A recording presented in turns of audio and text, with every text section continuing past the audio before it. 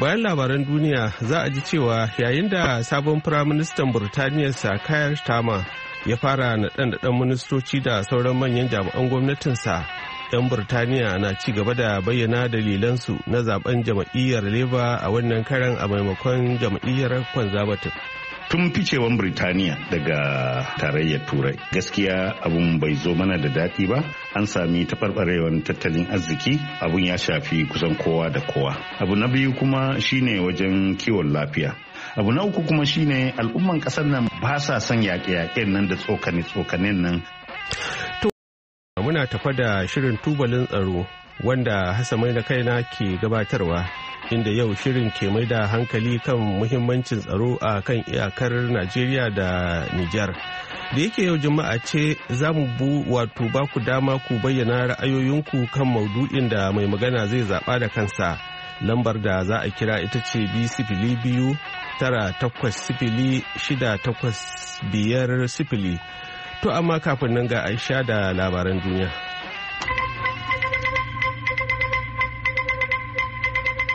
Masu sauraro Assalamu alaikum da fatan an wuni lafiya ga labaran duniya. Al'amura sun dan fara lafawa a wasu wurare a kasar Kenya bayan kwashe makonni ana zanga-zangar kin amincewa da wata dokar da za ta ƙara yawan harajin da mutane za su biya, wanda aka ruwaito cewa ya yi sanadiyar kashe mutane da dama. Matasan da suka shirya zanga-zangar sun yi nasarar matsawa gwamnati har sai da ta hakura da dokar harajin. An danganta nasarar da matasan suka cimma da rashin danganta kansu da wata kabila, sabanin abin da yadda yake faruwa a baya, inda 'yan siyasa da hukumomin tsaro suke ayyana zanga-zanga a shekarun baya da kabilanci. Protest told VOA they were fighting for their rights. Harshen Turanci, wani matashi Abdul kenan yake cewa wannan sabon zamani ne ba tsoho ba. Wannan zamaninmu ne mu matasa, kuma wajibi ne mu tashi mu kwato 'yancinmu. Masana al'amuran siyasa sun sha faɗa cewa mahukuntan ƙasar suna amfani da ƙabilanci suna raba kawunan al'umma, kana su sanya tsoro a zukatan mutane. Ko da yake a zanga-zangar bayan nan masu zanga-zangar sun ce ba su da jagora kuma ba su da kabila, sannan burinsu shine kawo sauyi a yadda ake gudanar da al'amuran shugabancin kasar. Martin Andati wani mai sharhi akan al'amuran siyasar Kenya ne, kuma ya faɗa wa muryar Amurka cewa mahukuntan ƙasar sun kasa amfani da tsohuwar dabarar da suka saba amfani da ita wajen raba kawunan matasan da suka shirya zanga-zangar. They are used to the normal Kawaida Raila kind of arrangement where you go and call a press conference and... Ya ce sun saba da tsarin zanga-zangar da Raila ya saba amfani da shi, inda yake kiran taron manema labarai ya bayyana kaddamar da zanga-zangar akan tituna. Su waɗannan matasan sun bullo da wata dabara, galibi ta kafar sada zumunta suka shirya zanga-zangar, inda gwamnati ba ta da wani iko a kasancewar suna amfani da kwakwalwa ne kuma wanda ke buƙatar amfani da hikima ba haɗa kan mutane a zahiri ba. Gwamnatin Kenya ta ɗora alhakin taɓarɓarewar tattalin arzikin ƙasar da basussukan da ta ciyo daga ƙasashen ƙetare, musamman ma daga ƙasar China, yayin da ake ci gaba da matsawa Ruto da gwamnatinsa. Shugaban ƙasar ya kafa wani kwamiti yau Juma'a wanda zai yi binciken basussukan da ƙasar ta ciyo, wanda ake saka yashi cikin sirri. An fitar da sanarwar gargadi a wasu wuraren shakatawa da yawon bude ido a Mexico yayin da karfin guguwar Beryl ya haura zuwa matakin karfi na 3 da yammacin jiya Alhamis, bayan da yi mummunar ta'adi a fadin tsibirin Caribbean. Beryl, wacce ke tafiya da cikakken karfin guguwa na 185 cikin kowace sa'a, ta nufi yankin tsibirin Yucatan a gabashin gabar teku da sanyin safiyar yau Juma'a, a cewar cibiyar kula da al'amuran guguwa ta Amurka, wato US National Hurricane Center NHC a takaice, wacce ta yi gargaɗin samun iskar ta daɗa muni sannan kuma za ta sauka da iska mai barna zuwa dare. Shugaban ƙasar Mexico Andres Manuel Obrador ya yi kira ga waɗanda suke zaune a wuraren da iskar za ta kada da su nemi mafaka, bayan da cibiyar kula da hasashen yanayi ta yi hasashen cewa za a yi ruwan sama mai ƙarfin gaske wanda zai yi sanadiyar ambaliyar ruwa. Yau Juma'a rundunar sojin Isra'ila ta ce tana gudanar da ayyukan yaƙi da ta'addanci da suka hada da hare-haren sama a birnin Janin da ke yammacin gabar tekun Fasha. Hukumomin Falastini sun ce an kashe mutane 5 a hare-haren. Hukumomin sojin Isra'ila sun ce jami'anta sun yi wa wani gini inda mayakan suke buya a ciki ƙawanya, sannan sauran sojojin kuma suna ta musayar wuta yayin da wani harin sama na ya ritsa da wasu mayaka a yankin. Ma'aikatar lafiyar Falastini ta ce an kashe mutane 5, to sai dai kuma bata yi bayanin sunayen mutanen ba. Babu wani ƙarin bayanin da ya sake fitowa daga bangarorin a bayan nan. Firaministan ƙasar Hungary Viktor Orban ya isa birnin Moscow inda zai gana da shugaban ƙasar Rasha Vladimir Putin a wata ziyarar ba sabon ba da wani shugaban ƙasar Turai ya kai a Rasha tun bayan da ta fara mamayarta a Ukraine sama da shekaru 2 da suka gabata. Ziyarar na zuwa ne 'yan kwanaki bayan da Orban ya kai wata ziyarar bazata makamanciyar wannan zuwa Ukraine, inda ya gana da shugaban kasar Volodymyr Zelensky, sannan ya yi wa Ukraine tayin duba yiwuwar amincewa da yarjejeniyar tsagaita buɗe wuta tsakaninta da Rasha ba tare da ɓata lokaci ba. Orban, wanda ake yi wa kallon babban abokin hulɗar Putin a tarayyar Turai, ya yi ta hanawa da jinkirtawa ko kuma shashantar da duk wani yunkurin tarayyar Turai na tallafawa Ukraine da kuma ƙaƙabawa Rasha takunkumai a sanadiyar yakinta da Ukraine. Babban jami'in watsa labaran Orban ya faɗa wa kamfanin dillancin labaran Hungary MTI cewa ziyarar da Orban ya kai Rasha wani yunkuri ne na sasanta tsakani.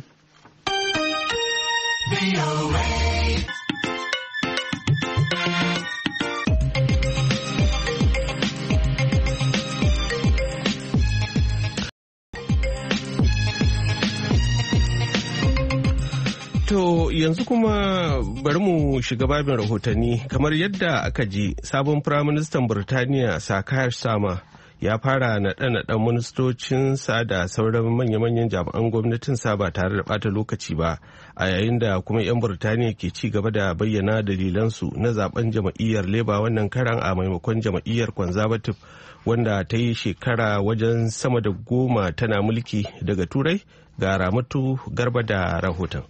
Sir Keir Starmer, Prime Minister Birtaniya na 58, ɗan shekaru 61 da haihuwa, ya yi jawabinsa na farko ga 'yan Birtaniya yana mai cewa akwai jan aiki gabansa kuma aiki ne da za a soma nan take ba tare da an ɓata lokaci ba.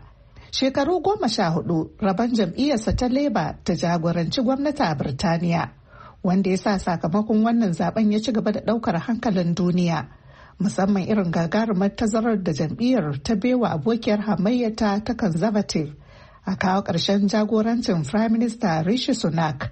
Dr. Idris Ahmed, wani mazaunin ƙasar Birtaniya, ya yi tsokaci kan wasu daga cikin dalilan da suka janyo faduwar jam'iyyar ta Conservative a zaben. Tun ficewan Birtaniya daga tarayyar Turai, gaskiya abun bai zo mana da daɗi ba. An sami taɓarɓarewar tattalin arziki, abun ya shafi kusan kowa da kowa. Abu na biyu kuma shine wajen kiwon lafiya.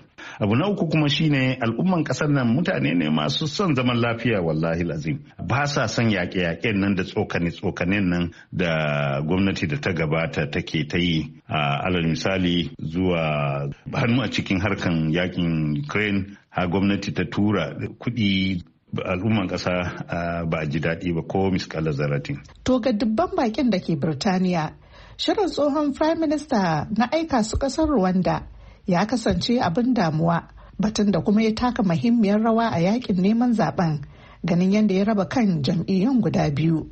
Ga sauran baki da suke fatan samun sassauci a game da damar samun ayyukan yi da ma masu fatan zuwa kasar, suna ganin dai bata sauya zani ba. Duk da cewa sabon Prime Minister ya ce zai dakatar da shirin tura su Rwanda. Salim Abacha, ɗan Najeriya ne mazaunin Birtaniya. Jam'iyyar Labour Party ta ma mutanen Birtaniya alkawarin cewa za su rage shigowar bakin haure ta hanyar rage zuwansu zuwa neman aiki da a bunƙasa ayyuka a Birtaniya da zai horar da mutanen Birtaniya su ɗauki ayyukan da ake kawo mutane daga waje su yi. Kuma mu dan ce bakin haure da muke ƙasar nan da sauranmu ba yanzu zai shafe mu wannan abun ba, saboda wanda za su zo daga baya gaskiya idan da gaske jam'iyyar Labour za ta dau mataki akan wannan so samun aiki da zuwa da zai iya zama kalubale ga masu son zuwa Birtaniya. To duk da haka Dr. Idris na ganin akwai buƙatar sabon Prime Minister ya yi amfani da wannan nasarar tasa ya koyi darasi daga Rishi Sunak da ya gada ta la'akari da gogewarsa a fagen siyasa. Ana yi masa kyakkyawan zato cewa zai fahimci gani gaba ne ya ishi wani tsoron Allah inda tunani. Idan ka ga gemun dan uwanka ya kama wuta kai ma sai ka shafa naka ruwa. Su Rishi Sunak ba su zaci al'amuransu za su taɓarɓare su zama bakin da za a yi musu irin wannan mummunan kayarwa ba a abin nan zaɓe. Shi Keir Starmer zai ba da himma ne akan abubuwa al'amura da suka shafi al'umma. Ramatu Garba Baba, muryar Amurka daga birnin Bonn na tarayyar Jamus. Ta gaida Ramatu, yanzu kuma ga shirinmu na gaba.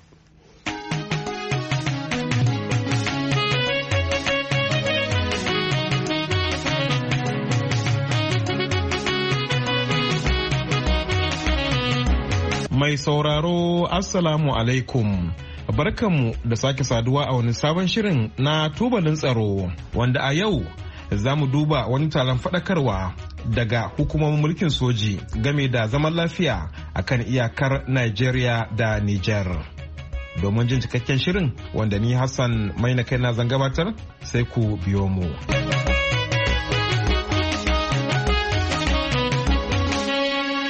Madalla. Mahukuntan mulkin soji na kan iyakar Najeriya da Nijar a garin Dutse a cikin da'irar birnin Kwanni inda suka faɗakar da al'umma game da muhimmancin zaman lafiya musamman tsakanin manoma da makiyaya.